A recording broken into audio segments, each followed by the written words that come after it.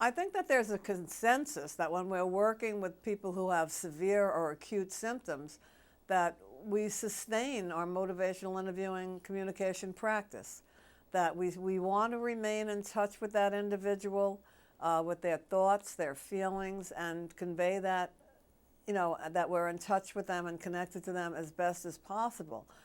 It seems to me that that would not be a good time to disconnect and say, well, this person is no longer, speaking in reality, and reflective listening is so versatile that it can handle statements and information from people in many versatile ways. Let me give you an example.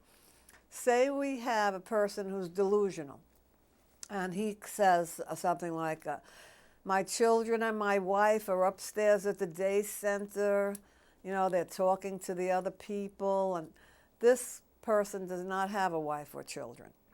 So we could get into picking apart that statement, evaluating it, or we can reflect its essence. So now say that person's out of touch with reality at the time, but I might say, it seems that you've been thinking about your family a lot lately, which can be a validating response that does not pick apart, and that may keep that person talking to me. And in addition to reflecting what people actually say, if we're speaking and trying to remain connected to someone who has acute or severe symptoms, they may also be feeling things. They may be saying things. We can tell they're very frustrated, so we could connect to their feelings. I'm understanding that you're very frustrated right now. This is really frustrating you, even though the content, the verbal content, may not have anything to do with, being frustrated or what the person is talking about. And that's the same way we would remain engaged with a person who doesn't have severe symptoms. We're listening to what they're thinking, saying. We're picking up what they're feeling. We're picking up meaning behind what they say. These are referred to as complex reflections versus simple ones. So in reflective listening, just the way we would reflect to a person who doesn't have severe mental illness, we reflect the meaning behind what people are saying, the feeling, etc. And that would be the distinction between a simple and a complex reflection. And in motivational interviewing, a proficient practitioner does more complex reflections than simple ones.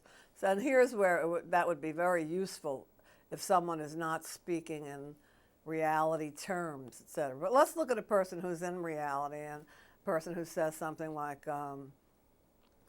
everybody's trying to get me to stop drinking. They're always down my back. I know what I have to do about it. Now say I reflect back. You know what you have to do about your drinking, but you're not doing it because other people are nagging you about it. The person did not say that, but I've picked up another meaning. That would make that a complex reflection. So when you're picking up meaning that clients are, and the meaning can be, when you get really therapeutic, can be something that the client really has no idea of. As they begin to talk to you, they could be talking about areas that are really not strongly in their consciousness, but we are beginning to pick that meaning up, and they could actually, surprise people with some of their thinking and reflective listening. So the reflective process, whether or not the person is grounded in reality or not, we can pick up perhaps some meaning behind what they're saying, even in delusional statements, or certainly begin to consider what that might mean to the person, like the example of you're thinking about your family, which is a simple, basic validation of I heard you. We may not be communicating precisely, but I heard that from you. But also the feeling, and picking up the feeling, so that the difference between a complex reflection is that one is either adding more meaning to it, adding feeling to it, versus a simple reflection where I would simply reflect what the person said without any changes. So I might say to that delusional person, so your wife and family are upstairs in the day center. And I haven't changed it, I haven't added. Or I might say to somebody who comes in ranting and raving, I don't want to be here, they forced me to come to your clinic and I'm not even sick. And I might just repeat back what they said. You don't want to be here, somebody forced you to come to this clinic and you don't think you're sick. That would be a simple reflection versus a more complex one, which may be, so it seems that other people think that you're having mental health problems and that you need some kind of help for it, but you don't agree with them. I've added more than what the client gave me. Okay, so those are the two distinctions, and I think that when people have acute symptoms, that one could add meaning to what they're saying, pick up on their feelings and reflect that back, and try to remain engaged with them as much as possible and not let that relationship become disconnected, considering that it was connected in the first place. Because if the client had previously been attending treatment where one is really not connecting to their real thoughts, feelings, their disappointments.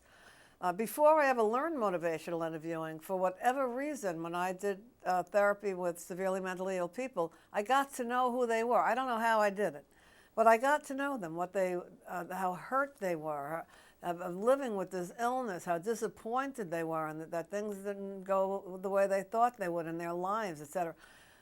There seems to be some kind of a consensus that talking therapy is really not needed for severely mentally ill people.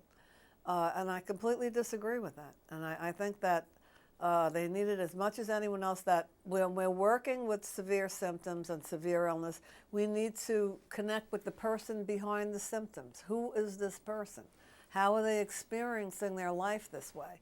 And I think motivational interviewing, and in particular reflective listening, can create and foster that connection and sustain it and keep it going.